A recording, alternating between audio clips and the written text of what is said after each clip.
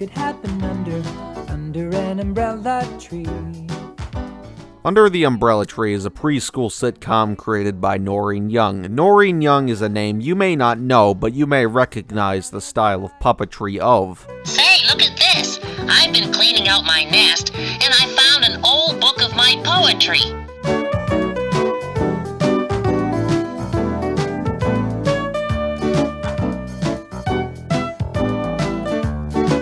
Norin Young would build, create, and perform in lots of shows in the later half of the 20th century. This includes local shows that are lost media like Jack in the Box and Cartoonerville and What's New. What's New was a satirical series aimed at teenagers depicting various world leaders. Young would also be known for characterizing celebrities and world leaders as puppets. Read Along is the first of Young's shows documented in a serviceable quality, a series prioritizing spelling. The series Pencil Box was an anthology series, some of the stories being written by the child viewers that they happened to send in, and although successful, it was forcefully canceled as a result of copyright complications. Given that lots of stories are adaptations of plagiarism, and it's not like these random kids could be held accountable. In the early 70s, a PSA duo named Binky and Doan were created, and the characters performed on a tour throughout Canada, in a live event titled the Binky and Doan Safety Show, which recordings still exist of. I'd like to introduce you to some of Canada's finest children down here. Hi! We're happy to meet you! Hi! The live show eventually spawned television PSAs, which expanded the ensemble to include a dog, a voice of reason named Sniffer, and an antagonist, Pugsley Depew. Really dangerous. I know what it means. It means, That can could explode. Yeah, how? Right! Depew would often intentionally try to hurt the trio with the dangers of everyday objects, passing off his malicious disobedience of safety as mistakes. Afterward, in 1982, the characters in mascot suits created an 11-minute PSA titled The Adventures of Binky and Doan. Uh-oh, here comes Mother. She's never seen green people either.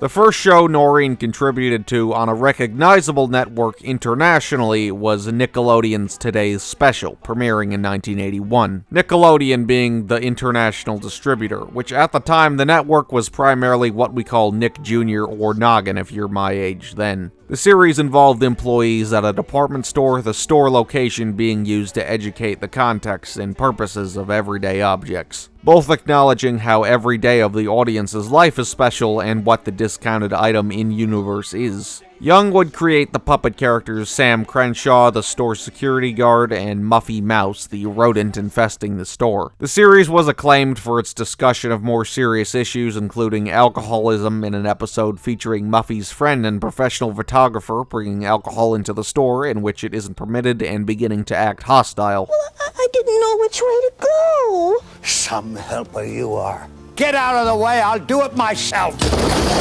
Featuring no resolution but simply acceptance of another's substance abuse issues, and death in an episode featuring Muffy Mouse befriending a monarch butterfly named Hazel, whom passes away as a result of natural causes in the end. Hazel? Well, where is she? Hazel died. She's inside.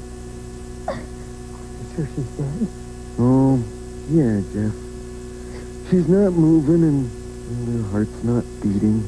Similar to Binky and Doan, a series called Calling All Safety Scouts was a safety precaution-oriented series, each episode revolving around potential dangers within a type of location. Before going out in his boat, he made sure that the weather was good, that each person had a life jacket, and that there were paddles and a bailing tin in the boat in case of emergency. Norin's most notable character, for all the wrong reasons, had to be Ananas from the series Télé Francis. Il va manger l'ananas! Ananas, attention! Oh là, ananas!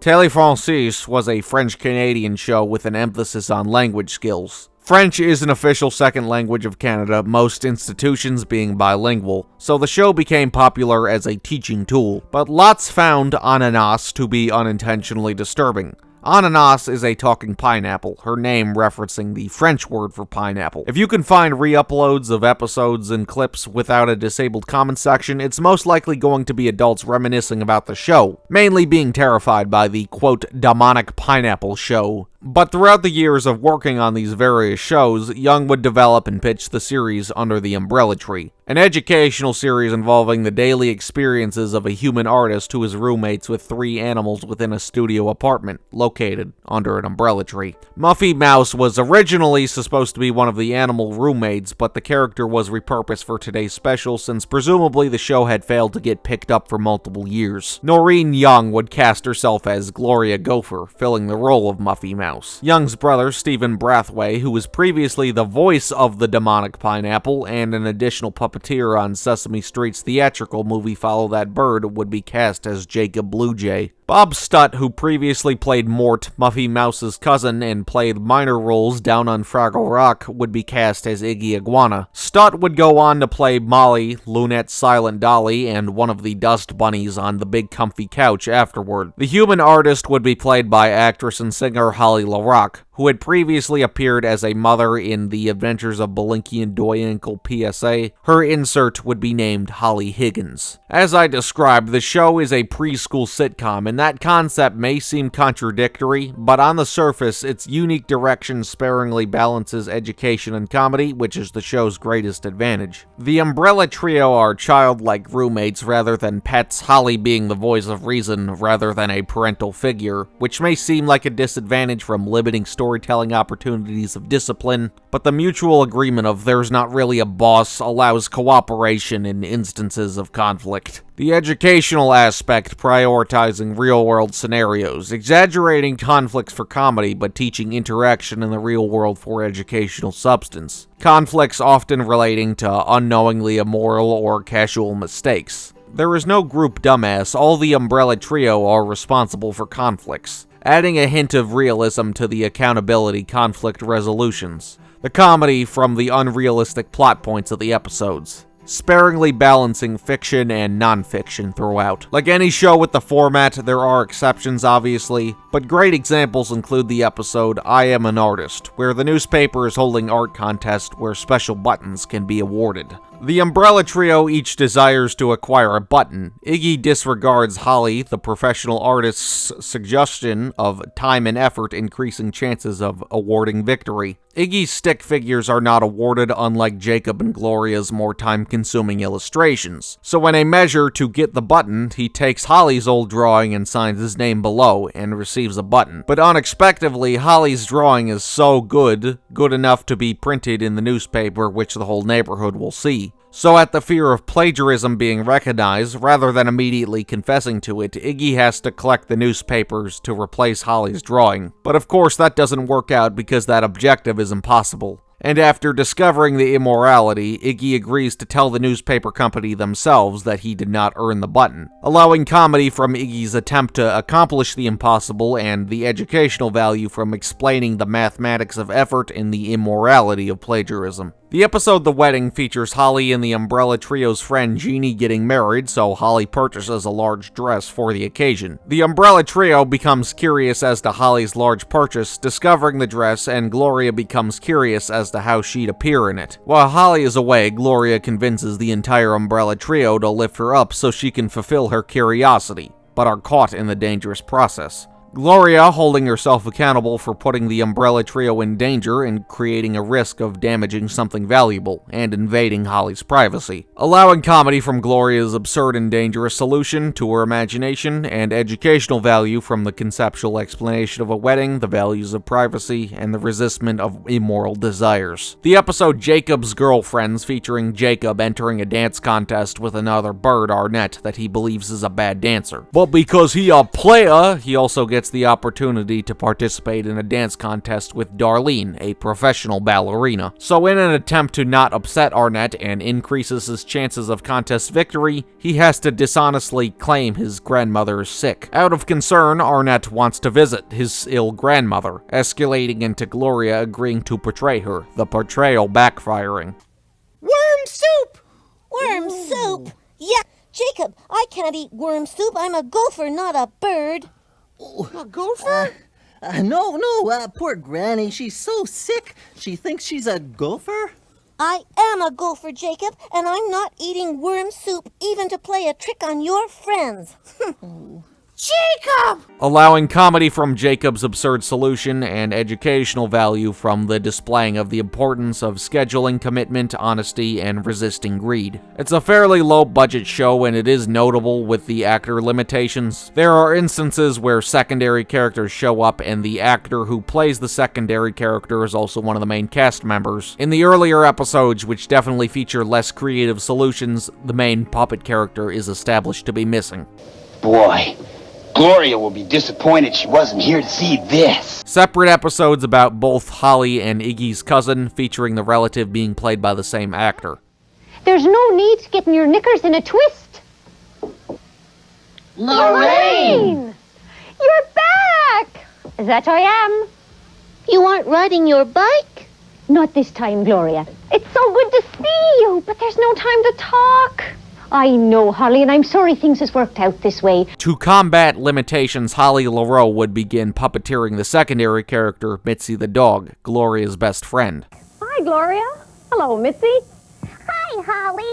Musical numbers are also present, although not every episode taking advantage of Holly LaRoe's musical background. LaRoe would later release a self-titled album in 2008, covering the Great American Songbook. But as the series progressed, its success and budget became apparent. Featuring more locations, puppets on screen all at once, and special guest Toronto Blue Jays center fielder Devin White. Originally airing on the Canadian Broadcast Corporation for 4 seasons, but receiving a revival on the Disney Channel, in which the United States met Gloria, Iggy, and Jacob for the first time. The revival would consist of 11 30-minute specials, essentially making a 5th season. In 1995, as a result of Young's multiple successful programs over the course of decades, Norin Young would be honored into the Order of Canada, the second highest honor you can get in the Canadian system of orders. Being described as, quote, a masterful puppet builder and puppeteer, she has effectively used puppetry to educate children on such crucial issues as safety, nutrition,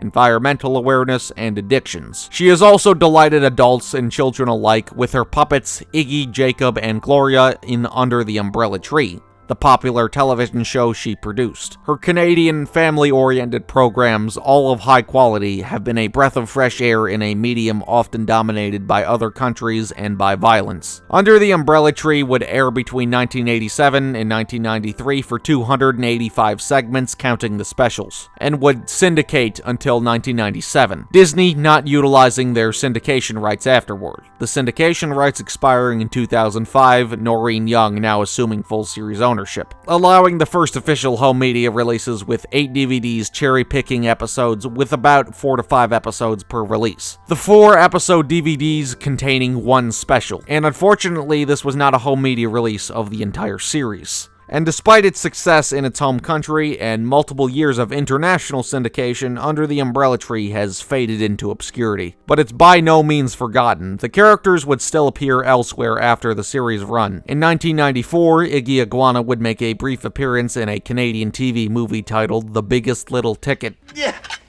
What's that? My knight in shining armor. Damsels need never fear, Iggy is here. Hello, Sir Knight. I love being a knight. In fact, I'm gonna make it my new day job. You get it? Day, night, kind of a joke kind of thing. We got it, Iggy.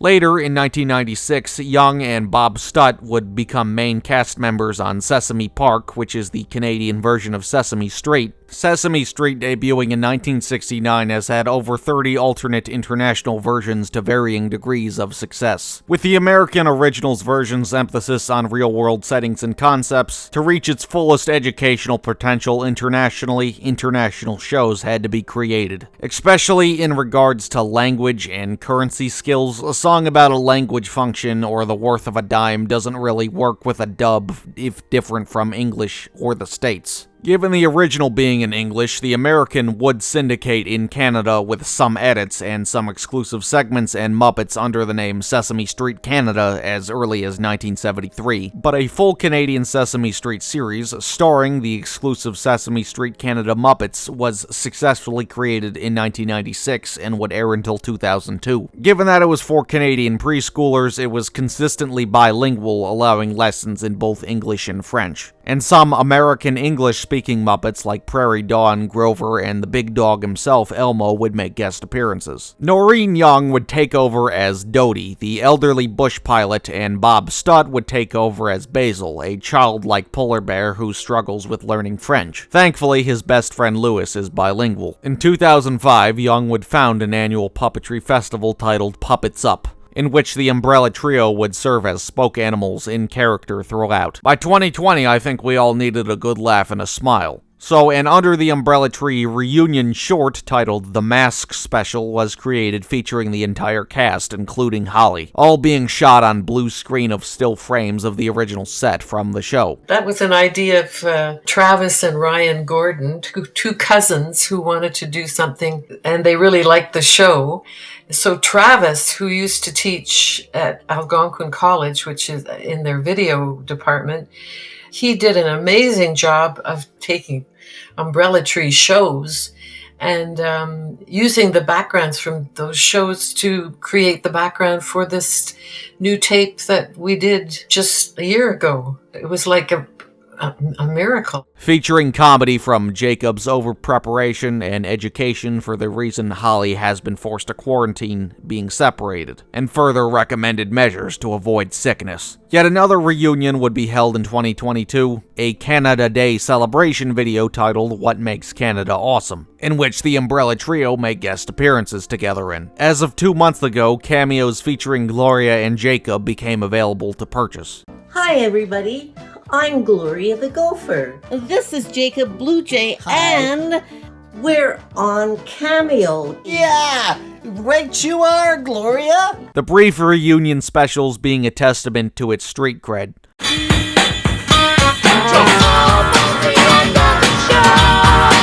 And sadly, the show in its entirety in a high quality has not been re-released. You know, Disney could renew their distribution rights, if you know what I'm saying. The DVDs mentioned previously and TV recordings have surfaced online, but lots of episodes are lost in theory, because the episodes themselves are poorly documented, unfortunately, much like a lot of Young's work. Like, we have dates for seasons and whatnot, but orders are contradictory, and it's not like you can just Google what Season 1, Episode 23 is. The episodes that received DVD compilation releases were once available on a streaming service on YouTube titled Encore Plus, but have since been taken down presumably because of streaming distribution complications. But that wasn't any newfound content. There are 140 of the apparent 285 segments available on YouTube. So that's around 49%, nearly half of the series is missing. Which is unfortunate that it's faded into cult status, because it's a one-of-a-kind show that entertained parents and adults that would probably love to see it again. And I, not being alive for it, I would love to see more of the shenanigans held under the Umbrella Tree.